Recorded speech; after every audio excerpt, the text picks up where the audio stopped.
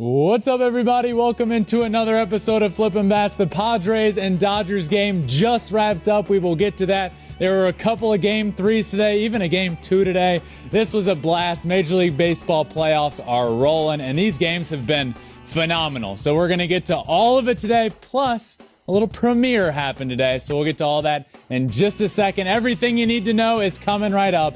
Let's get to it.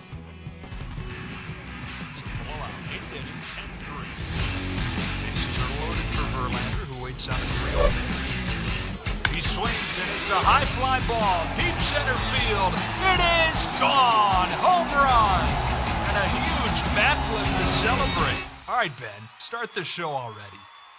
Just seconds ago, Game 3, Padres-Dodgers wrapped up. What a game that was. What a series it has been. All of these games so far have been really, really good. So we'll get to that game. We'll get to every game that happened today, some that have happened in the last couple of days.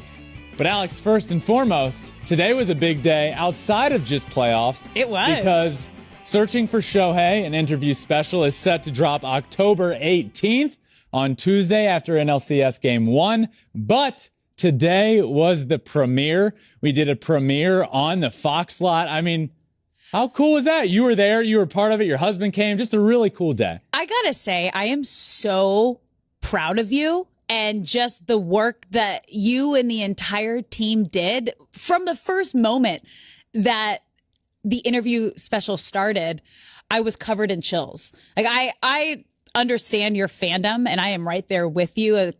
Not at top. I'm like a close 2 or 3 Shohei Ohtani fan below you because I got a front row seat being the Angels team reporter for 10 years and his rookie season up until last year. And you captured such a beautiful description and background story of how Shohei Ohtani became who he is. Because I've tried to describe it to people before. I'm like, there is no one like him and his work ethic and where he came from. And actually getting to see that and everything that you guys did and put together, it was so beautiful. I can't wait for the world to see it. It was so beautiful. Thank you. And thank you for coming and supporting. It was truly a very, very special night. And this is a very special thing. And I've been obviously covering Shohei for a while, but I've just done it with just positivity only. And there's so much negativity out in the world, and it's just like, there's so much negativity in the media and how you cover something, and, well, you're not supposed to do things this way. Like, how dare you do that? Unwritten rules of baseball. And it's like, you know what? I'm a fan of the game. I'm a fan of baseball. And along with that comes being a fan of one of the greatest players we've ever seen, Shohei Ohtani, and one of the greatest offensive seasons we've ever seen, Aaron Judge. Like, I'm a fan of the game, and to be able to do something like this when becoming such a fan, was really special. So thank you for saying that. The premiere today was special. We did it on the Fox lot. There's so much in a theater. There's so much history here. We did it in a theater. The poster was out front. The director, the whole team was there. I mean, this was special. And to see it for the first time officially on a screen, I can't wait for October 18th for everybody to see this, because I feel like it's important for the game of baseball for people to understand the journey he's been on. And it was this almost perfect culmination of, I went to Japan. That's not all this is about. I sat down with Shohei Ohtani. That's not what all of this is about. And I learned a lot about myself. That's not what all of this is about. It's everything combined into one single interview special, film, whatever you want to call it. And I'm very proud of the finished product, and it's really cool to hear that you are as well. So congratulations. Thank you. It officially made me hit every emotion today. That was the high. The end of this last game, I am on a low. Yeah. What a game, though. And I know you're a Dodgers fan, but what? Just the game. I know. Was this one that just wrapped up was a great game. Game 2 in LA was a great game. Mm-hmm. Both ended up being won by the San Diego Padres. Padres win this game again. So now the San Diego Padres have taken a 2-2 6-1 lead. I don't like the sound of that. In the division series, Padres defeat the Dodgers tonight 2-1. By the way, before we really dive into this game, we did a really cool giveaway last night. Oh, we gave yes, away you did. tickets.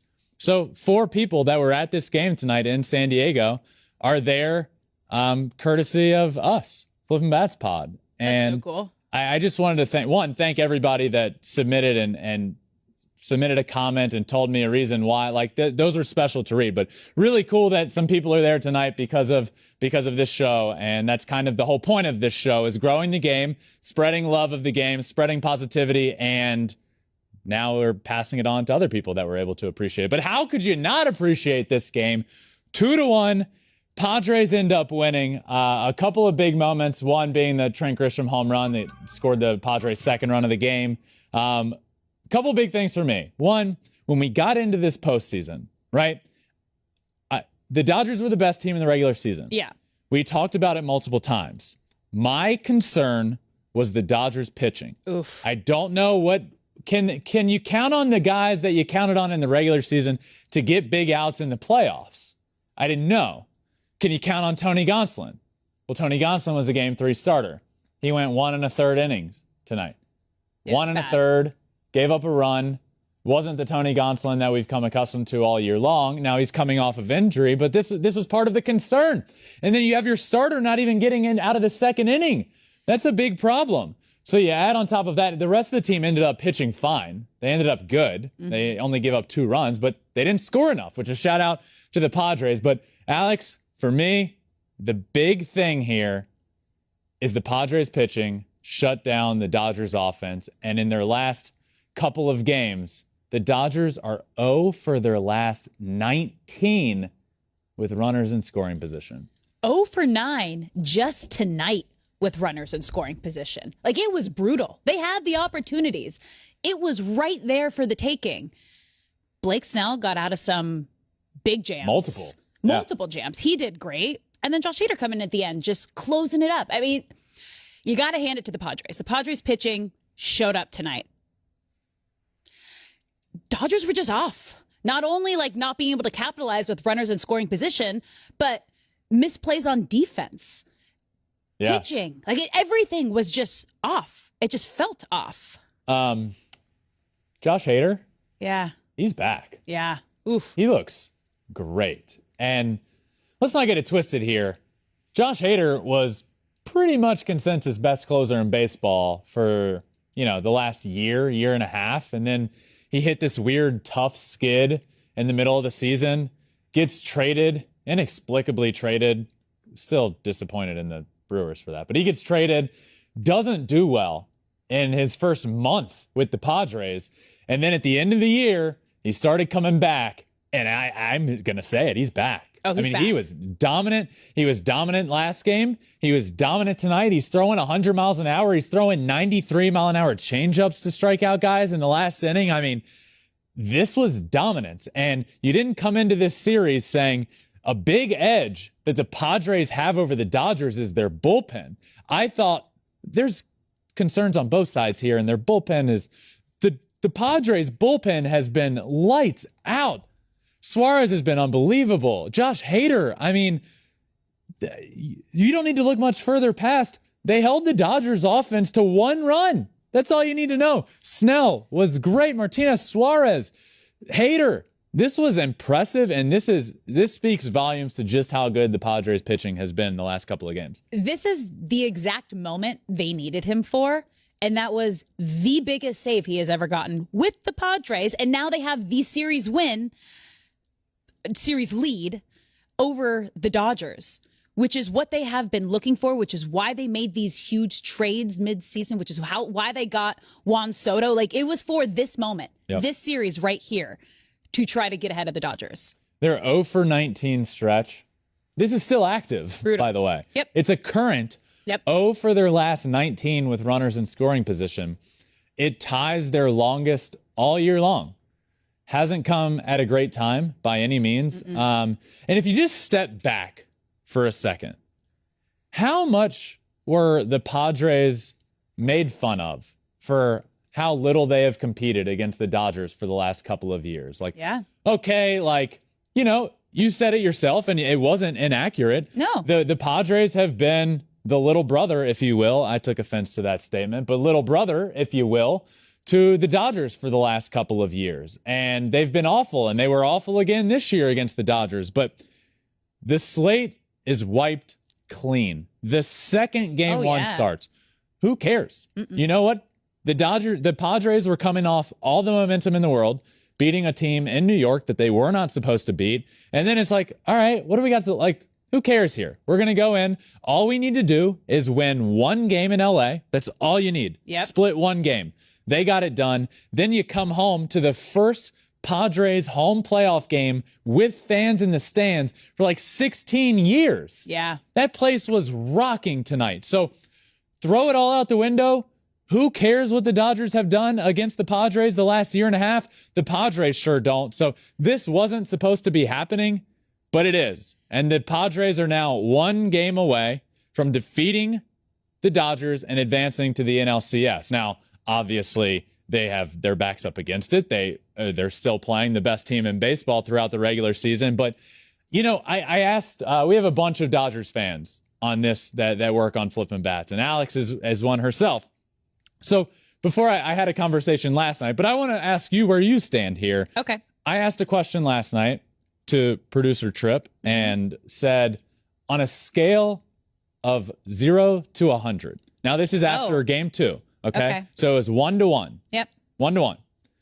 Still 3 games to play. On a scale of 1 to 100, where is your worry level at? Let me ask you where yours would have been. No, that's not fair to ask. Tonight. Where's yours tonight? I would say, especially after seeing Trey Turner have his fingers taped after jamming his fingers back in to try to be safe at first base. We don't know. We haven't heard yet what the injury is or consensus there, but that would be a really big hit. Yeah. If pending what that is, seeing what the pitching has not done and what the bats have not done, I would say I'm at like a 7.5. 75 out 75. of... Okay. I'm sorry. I thought it was out of 10. You forgot my scale was out of 100. 100, but now, Most people don't do scales out of 100. I get it. No. But, Okay. So, yeah, So that's 75. fair. And I 75. think that speaks volumes to where we are, because I think it's fair to say the Dodgers and Dodgers fans came into this series with the utmost confidence. They would have said, I'm at a 1. We're going to sweep this. We'll be fine. So last night, I'm speaking to producer Tripp, who is a very delusional Dodgers fan. The best kind. Yeah, the best kind. And he said, after last night, going into the series, he said, not a worry in the world. This is an easy sweep. Last night, game ends. I text him. Mm-hmm. He said, I'm at a 12 out of 100. Out of 100? Out of 100. Just a 12? And then tonight, before we go live, I asked him, and he says, infinity times 12. Oh. So that just speaks to, even after losing game 2, Dodgers fans feel, and everybody, that's fair to think, we're fine. All we need to do is win 2. We'll be fine. This one feels different. It was off. Like I said, everything felt off for the Dodgers tonight.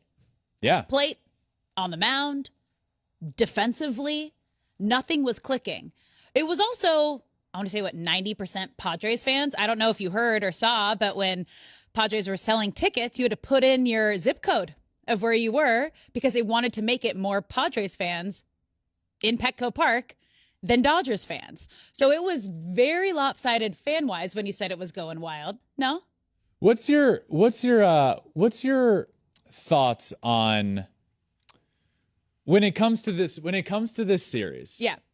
And when it comes to it shifting to San Diego, right?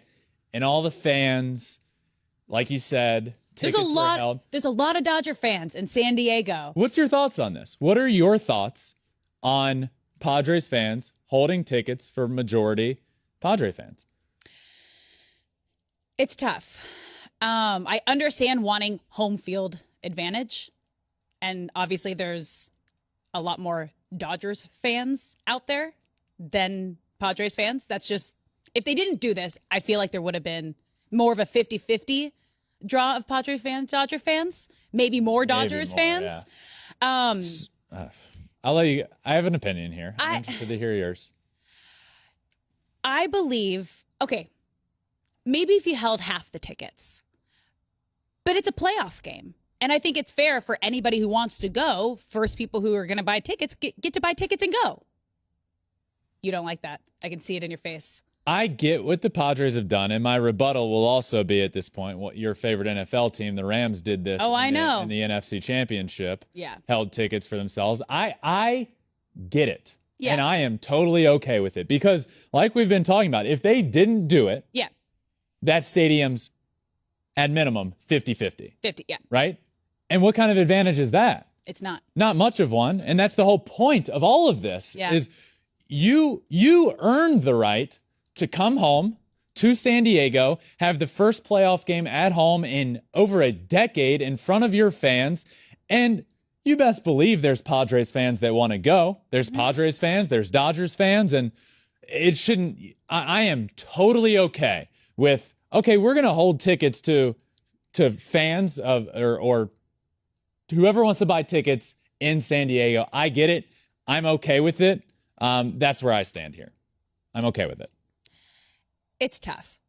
It is tough. It's tough. I say let the fans go. Just like, here you go. Whoever gets the tickets first, go. What if you're a fan who lives down in San Diego? This is the only time you actually get to see them play. You're a fan of the game. You're a fan of baseball. You want to go see your team. I get that. I get that. I understand holding half. If you want to hold half, cool. The other half, first come, first serve. I can get down with that. But if you live down there and you're a Dodgers fan, you can still get the tickets. You had to live in the area. So it's not like it was Padres fans or Dodgers fans. They're just playing the odds of, okay, if it's in San Diego, hopefully we deter some of the Dodgers fans. So look, I get it. You have you have two games that you got to win, and you get home field advantage and do what you got to do. And, maybe there is a sense of it might not be fair to other people, but like it's the nature of the beast. We saw it in, like the Cowboys played the Rams last week in LA. The stadium was packed with Cowboys fans. Yeah. And the NFC Championship stadium would have been packed with other than Rams fans. Like this is the nature of the beast, but you're able to do what you want to do. I get it. I think I see both sides, but yeah. Well, long story short, the crowd tonight was electric. Oh, wild. I wonder if the fans that we gave tickets away to. That's what I was curious. That's the first thing I was thinking about. Dodgers fans or Padres fans? I don't know. We asked to get, hopefully they send in pictures because I wanted to see pictures of them at the game. And but really cool to see that. And anyway, long story short here, Padres win. Ugh. Padres win the big one. I heard today, if a series is tied 1-1, the team that wins game 3 wins over 70% of the time, wins the series. So that adds up with my 75 worry out of 100. Your math is great. Thank you. Your math is fantastic. Yeah. So that's where we sit. And tomorrow night, the game is in San Diego. Joe Musgrove on the mound, who looked fantastic against the Mets. I don't know if they've officially announced who's going for the Dodgers. If so, let me know. But maybe Tyler Anderson. Let me see if they have it up yet. I don't know what's happening. But Joe Musgrove going for the Padres for sure. So we'll see what happens in that game. But Anderson is confirmed. Yeah, that's what they have on. So Anderson tomorrow night against Musgrove. What a series this is going to come down to. We're in for. The Padres need to win tomorrow. You don't want it to go back to LA. You don't want it to go back to LA. They need to win tomorrow. I'll just say that. No. Let's move on. I want it to go back to LA. Okay. Let's move on. Phillies Braves. Oof. The Atlanta Braves, since June 1st, the best team in baseball. They are down 2-1. Yep. To the Phillies. They lose today to the Phillies. A beatdown, by the way. 9-1. The Phillies scored 6 runs in the 3rd inning. I mean, holy moly. This was wild. Yeah, they meant business. Like it was after a walk, the hits just started coming and then they just unloaded. They never stopped. Talk about when you're watching a game and you go, "Oh, they got it today. Yeah. They're going to win." It was after that inning, you're like, yeah, no, they have the game. So I've said it multiple times now. We've talked about it. When you're that lower seed, you got to win one on the road. You win one on the road, the series is in your favor. You're going home for 2, right? So the Phillies get that one on the road, lose one, go home. They got a guy on the mound, Aaron Nola, and that place was rocking. Citizens Bank in the playoffs is a sight to behold. It was electric to see that. They put up 6 runs in the 3rd inning, and they were off and running from there. I was a believer in this team at the beginning of the year. Okay? I said Phillies would be in the playoffs. Did I lose hope at any point throughout the year? Yep, sure did. But the reason I was a believer, you have Bryce Harper coming off an MVP. You have Nick Castellanos, and you have some studs in the rotation. You add Kyle Schwarber, who's either going to strike out or hit a 500-foot home run. But either way, it's over 40. Had a good year. But now we're in October. Everything you did during the regular season doesn't matter. You know who wasn't great after he came back from injury? Bryce Harper. You know who wasn't Nick Castellanos all year long? He himself, Nick Castellanos. He was okay. We're in October now, and those guys have been stepping up. And if you look at it in a nutshell, this Phillies team has so much talent. Nick Castellanos, Bryce Harper, Aaron Nola, Zach Wheeler.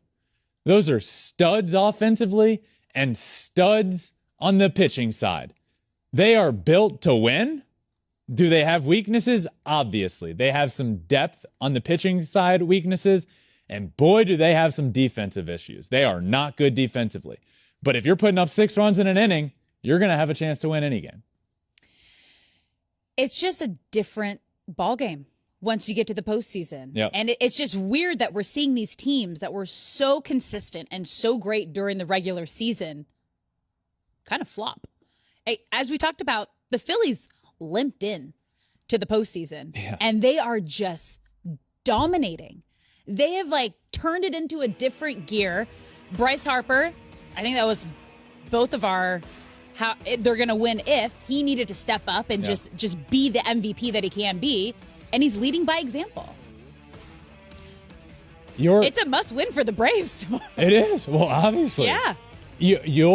The Phillies will win if was if Bryce Harper plays like the MVP. Yeah. Guess what? He's doing that. I know. Mine was if the Phillies can get a win in a game that was started other than Zach Wheeler and Aaron Nola. And guess what? They did that in game 1.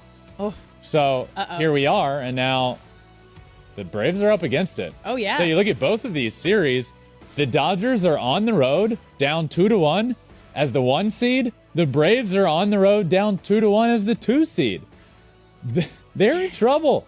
They are. This team that won the World Series last year, that has been the best team in baseball since June, they are in trouble. Their backs are against the wall. Spencer Strider came back today, looked at the beginning of the game like he was his old self, throwing 101 mile an hour, looked good, but then blows up, and that was the ball game. The 3rd inning was the ball game. From that point on, it was over. Phillies win 9-1. So this is also coming, back into conversation. These are the wild card teams coming through and now having a lead on the 1 and 2 seed who had 5 to 6 days off of rest. I have thoughts. It's the only team that has seemingly beat the narrative that I had is the Astros up 2-0. But even if you look at that series, it could have gone either way. It didn't start great. No. In game 1. No. It did not. The bats were a little sluggish. Justin didn't look like Justin for a while. Bats end up coming alive late. And in game 1 with the Braves, bats came alive really late, but it was too late there. I said it the second we set up this playoff format. I'm all for it, by the way. I think it's fun. I think it's exciting. Yeah. The one issue we might have is that it might be detrimental for a team with a bye to have a bye for multiple reasons. Pitchers, offense, and you're right. I think we're seeing it with the Braves. We saw it with the Dodgers. Obviously, Dodgers win game 1, but they've been sluggish. Braves don't look good, so Braves are in trouble. Yeah, it's going to be an exciting edge of your day seat tomorrow. Exciting. I think you messed that Exciting up. day edge of your seat. Tomorrow's going to be a day Words are that's on the hard. side of the edge, and we're words are excited hard. about it here on Bats Flippin'. The Braves also have Charlie Morton going tomorrow. Not a guy. I mean, not a guy. That's all I'm going to say. Not one of their guys that they almost started him today, but then Spencer Strider looked like he was able to go. So it's all right, we'll throw him. Now you push Morton enough. I'm worried. It's tough. It's tough. You know who else I'm worried about? Oops. I'm switching to another game here. Okay. Aaron Judge. I would have realized you were switching to another game when you said that name. Yeah. But thank you for giving me the forewarning. You're welcome. I just want to, put everything out on the table. Am I Aaron saying Judge. these lines right? Why are you worried about Aaron Judge? Because he is in one heck of a slump Yeah. right now. He is now with his fourth strikeout playoff game, the most by any player in Major League history. So Excuse me? okay. His fourth strikeout playoff game is the most by any player in MLB history. So Whoa. he goes, there's nothing I can do.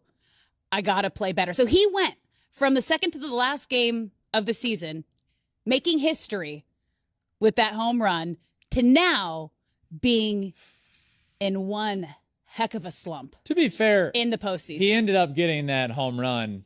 It was his last game of the year because he sat. Yeah. But he wasn't firing on all cylinders heading into that game. It took him a little while. He was struggling a little bit.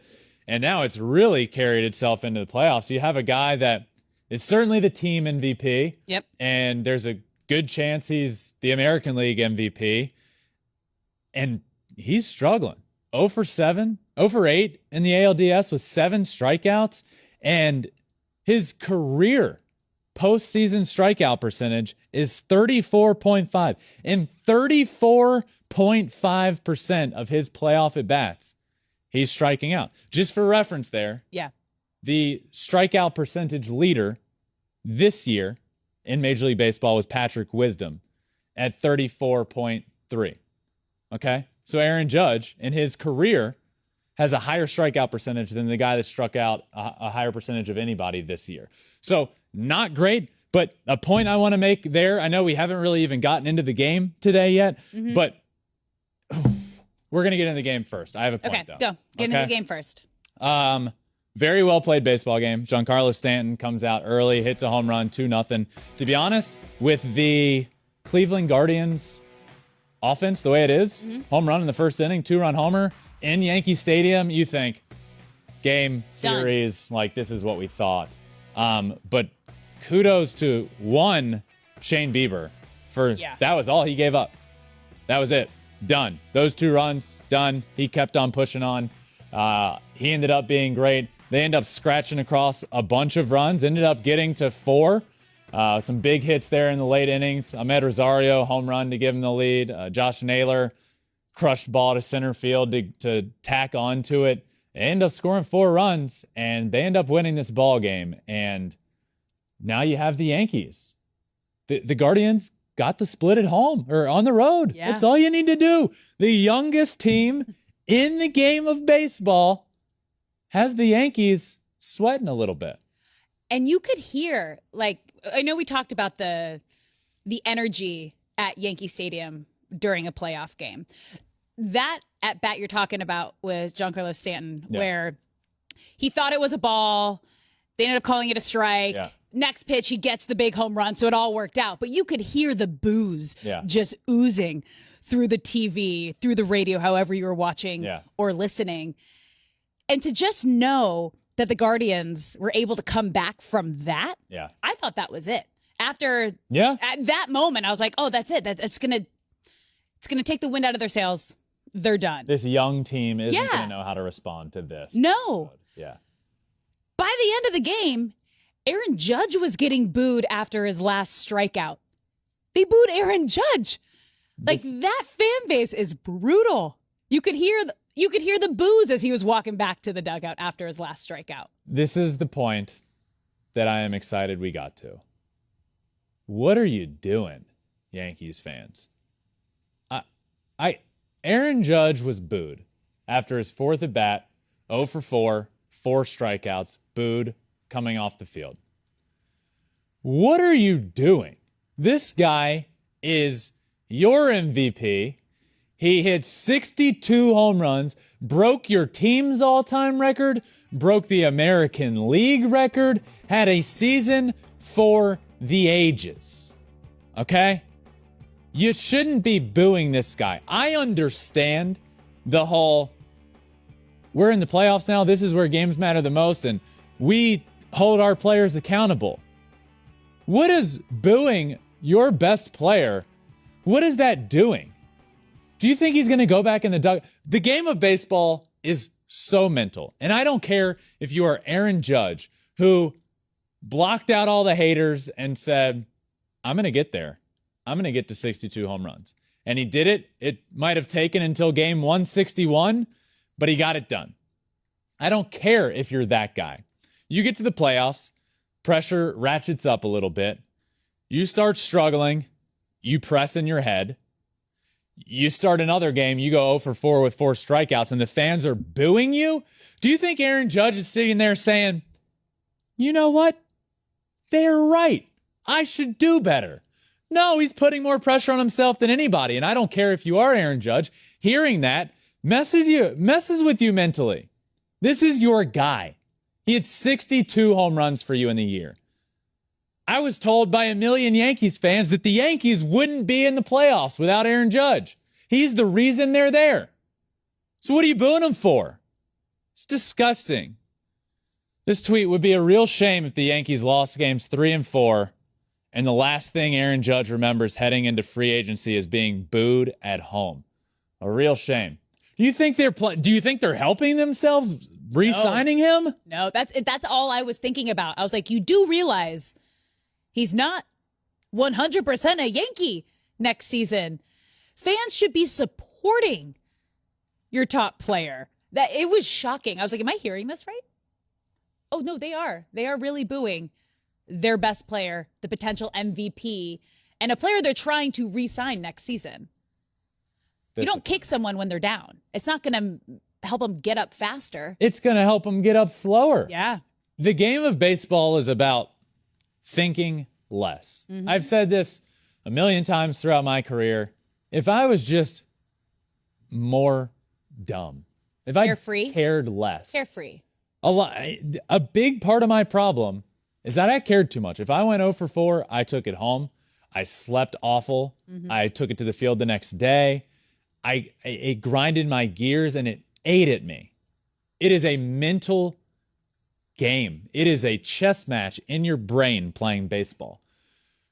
You go 0 for 4, that chess match is long going. It's going. You hear fans booing you. It's like, what? Screw you guys. I'm out of here. Like, I still believe Aaron Judge is signing with the Yankees next year, but let's say he doesn't. For this to be his lasting impression of Yankees fans, it's just sad. It's just sad. Mm-hmm. I struggle to get along the whole mindset of booing to begin with. Yeah. Booing your own players. But there is a degree in which, look, I understand. I wouldn't be that guy.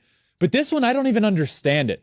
I struggle with it. There's been moments where Giancarlo Stanton's in the midst of like a 1 for 28 stretch and he strikes out 4 times. And it's like, I understand that the crowd's going at him. He was an MVP. He comes over and he's struggling. Like, whatever it may be. This one I don't understand. One of the greatest offensive seasons of all time.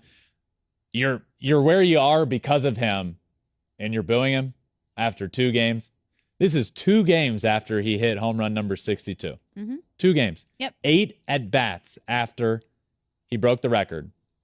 We're booing him? Yeah. I don't love it. No, I don't either. Not a fan. Great. Yeah. Look at us. Yeah, we agree. It's sad.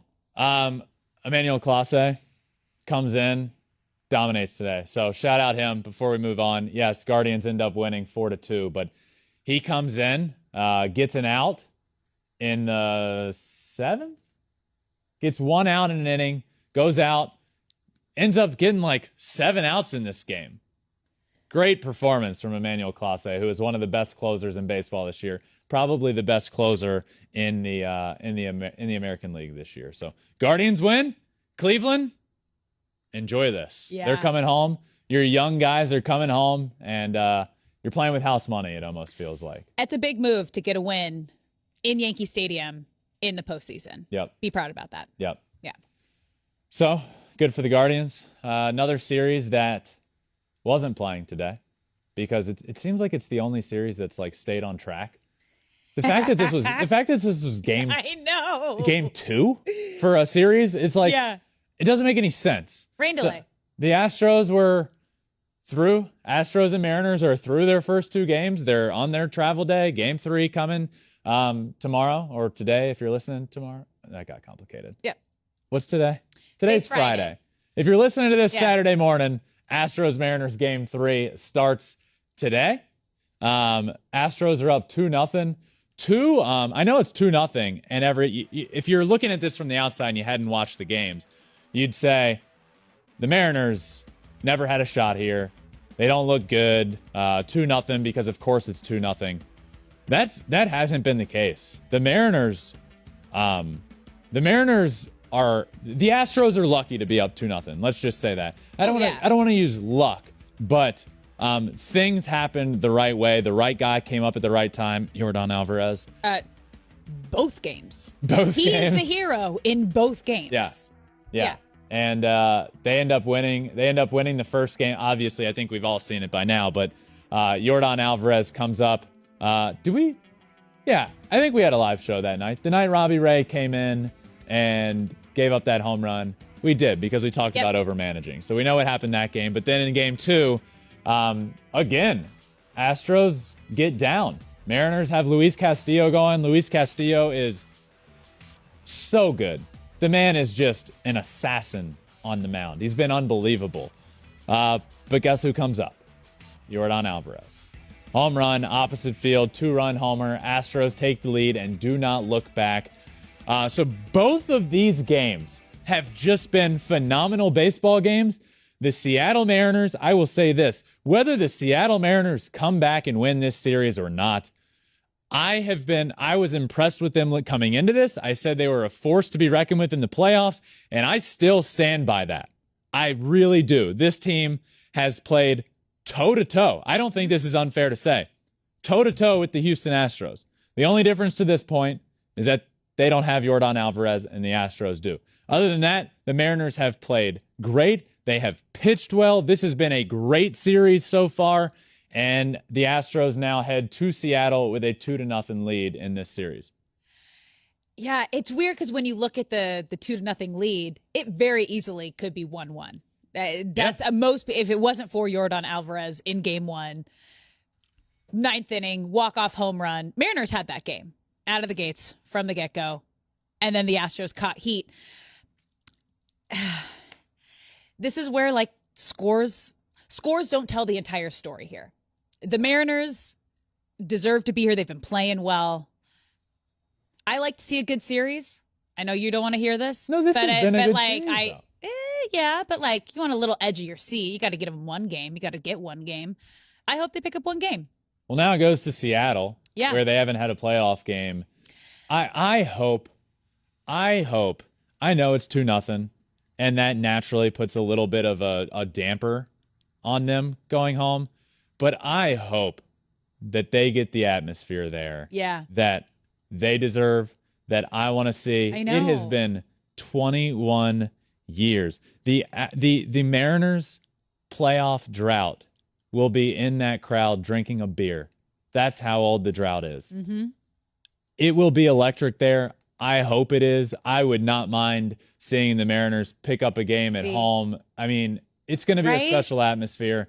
Julio Rodriguez, if we didn't already establish him as a star at the beginning of the year, at the All-Star game, the Home Run Derby, at the end of the year, he's a superstar. Oh, hands down. He's the real deal. Hands down. So I'm excited for them to go home and for that crowd to go rowdy. That's what I want to see. I feel like they deserve a win. They deserve a playoff win. Nobody deserves anything. You gotta. They've earned it. They're getting there. They will earn it if they get 27 outs and have more runs scored than the Astros. We don't do participation trophies here. You gotta earn it, and they have earned this home playoff game. And they didn't earn it an easy way. They had to win a whole series to even get to this moment. They had to win a whole series without even getting a home game against the Blue Jays, when all odds were against them, when they were down 8-1, they end up fighting back because Ben put a shoe on his head in Seattle, and now they're here. So they need to put all their Birkenstocks on their head. Everyone get Birkenstocks. And they need just to make the hats. They need to play a good baseball game. But I'm with you. I'm excited for them to go home. But I will not say they deserve a home win. They deserve this home game, and I hope they come out and give the crowd something to be proud of. It's going to be fun. It's going to be wild. It will. Yeah. It will. Another great day. That game will be taking place on Saturday. So potential clincher. Our first potential clincher. We get two. Yeah. Padres. There's not an off day, right? Yeah, we get 2. So we get everyone tomorrow. 2 potential clinchers. 3. 3. Holy moly! Yeah. Every time I say holy, my niece is really into. Whenever she says holy moly, she goes holy moly potato. Oh. She just adds. So every time I Nice. say holy moly, I think of the word potato. So holy moly potato. We get 3 potential. potential clinchers tomorrow. You know where we will be? Right here. Right here. Yep. So immediately following all of those games tomorrow, whether there's 0, 1, 2, or 3 clinch series, we will be live right here to talk about all of it. It will sure be another great day around the league, but today was another great day, and we ended up getting 3 games when we were only expecting 2 because of the delay from Yankees Guardians. So what we should do now, Top as 5. we've been doing after every day in the postseason, top 5. Let's go. Let's do it. Let's move to the wall. All right. Top 5 players of the day. Not the series. Alex is dancing. I'm coming in. So remember, that's only the 3 because we're not doing Mariners, Astros. Mariners, from Astros yesterday. are not a part of this. They're not a because part they of didn't this. play today. Otherwise, yeah, Jordan would be on there. But Jordan. okay, so who do you got at number 5? And number 5 of my top 5 players of the day, Rhys Hoskins. Yeah. It seems like Rhys Hoskins this series has been right there. Right there. He was struggling for a while, and then he ends up right on the cusp, and he's hitting balls hard then. Now he's driving balls. He's just missing them. And I was thinking coming into today, and I don't want to sound like I'm some futuristic genius because we all saw my playoff bracket. I missed all the first rounds. I'm not. But So did I. I do know the game of baseball and guys' swings and how their approach looks at the plate. And if it looks like they're getting close or if they're clicking or, like Yordan Alvarez, he's firing on all cylinders. Trey Turner, firing on all cylinders. Rhys Hoskins looked close to me. I thought he was close, and he was. Today, 3-run home run, a massive, massive homer for them. Really broke the gates open. They get some runs on the board, and he kind of breaks it open and set the tone for the Phillies to win that game today. So good for Rhys Hoskins, friend of the podcast. We love that. We love seeing bat flips and bat spikes, and he did that today. Yeah. So of course he's a friend of the pod. Moving on. Yes. Number Your 4 guy. on this list. Your greatest Padre. The greatest player of all greatest time player after of all round time. 1. Trent Grisham. He is continuing his role. Oh, almost fell. After round 1, I said the Padres will win if Trent Grisham continues to play like the greatest player of all time. My reasoning there, though joking a little bit, he was phenomenal in the first series, had an OPS of around 2,000, which is mind-blowing. He adds the depth to this really good top of the lineup. If you have Trent Grisham doing what he did in the first series, you're going to be in good shape. Today, 2 for 4, a home run. They end up winning 2-1. He had that home run to score the second run. He continues to roll from that 8th spot in the lineup. It just makes them so much deeper. Trent Grisham here at number 4. All right, number 3, we're sticking with the Padres. Who you got here? At number 3, Blake Snell. You gotta. What an outing. I mean, I look, 5 1/3, 1 earned run, 6 strikeouts, 5 hits. But there's more to this. Are those numbers great? Yeah, that's pretty good in the playoffs. But you're coming home. There's a lot of variables here. You're coming home for the first time, a playoff game with fans there in over a decade. You're coming home. You got that big win in Game 2. You're facing the Dodgers lineup that is pretty much consensus best lineup in baseball. Yeah. To go out there in this game that I think is fair to say, if it was do or die for anyone, it was the Padres. To go out and do what he did was masterful. 5 1/3. It looked like he was starting to lose command at points. Brought it right back. Got the big outs when he needed to. Got the win. Really good. Really good today against the best lineup in baseball at home. Cool atmosphere. Blake Snell, one of my top 5 players of the day. All right, let's stick with pitchers. Number 2, who you got? At number 2, Emmanuel Clase. I was so impressed with him today. Got 7 outs, 2 1/3, 2 strikeouts, 0 earned. Got the win. They brought him in when James Karinchak got the bases were loaded. He does what he often does sometimes, is pitches himself into some trouble. Yep. This was a brilliant move. And there's a whole nother conversation for another day about Terry Francona and the manager that he is. But he did not give him that next chance, James Karinchak, that chance to get the out. He said, I don't care what point in the game this is, I'm going to my guy. I'm going to get Emmanuel Clase. And he did that. He went and got him. He ends up throwing 2 1/3 scoreless, got some huge strikeouts, got out of that inning, got out of the bases loaded jam. And obviously they go on to win the game. He shuts the door. And I just walked away like, how high should I have a reliever on this list? And I said, pretty freaking high. Yeah. Because I was very impressed with what he did today. It's a moment. And you know who else had a big moment? Your guy at number 1. Number 1 on the day, Bryce Harper. MVP Bryce Harper is back. 2 for 4, a homer, 3 RBIs. Had the homer, had an RBI double, 2 runs scored. This is Bryce Harper. This is the guy. This is the guy we've been waiting for. He gets that awful injury. You're frustrated. He comes back. He's not himself. And now the calendar turns to October, and Bryce Harper, MVP Bryce Harper, has arrived. He is here, and this is why the Philadelphia Phillies have the Atlanta Braves against the wall. This series is 1 game from being over. They could win it tomorrow, and Bryce Harper has been a huge reason for that. Obviously, Rhys Hoskins on here for the first time, but Nick Castellanos has been on this list in the past days. Bryce Harper doing what he's doing. I was extremely impressed. And today, these guys did it better than the rest. Rhys Hoskins, Trent Grisham, Blake Snell, Emmanuel Clase, and Bryce Harper. Your Friday heroes. My Friday heroes. Your Friday heroes. Do you like this? Do you agree? Oh, I wholeheartedly agree with all of this. Great. Yeah, good Great. work. Let's do this again tomorrow. Yeah. What a day. 3 clinchers. Potential clinchers coming tomorrow in Phillies, Braves, Dodgers, Padres, and Astros, Mariners. All potential clinchers tomorrow. So tune back in if you want to watch the episode tomorrow. If you want to watch us record it live, tune back in right around this time, honestly. It will obviously drop early in the morning as well. So I hope you guys enjoyed this one and enjoyed this incredible day of baseball. Wherever you listen to your podcast, subscribe. Apple, Spotify, wherever. And follow on all social media, Twitter, Instagram, Facebook, TikTok. And you can watch every single episode on YouTube as well at Flippin Bats Pod for all of them.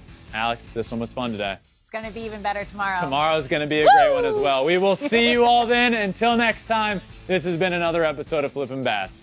Peace.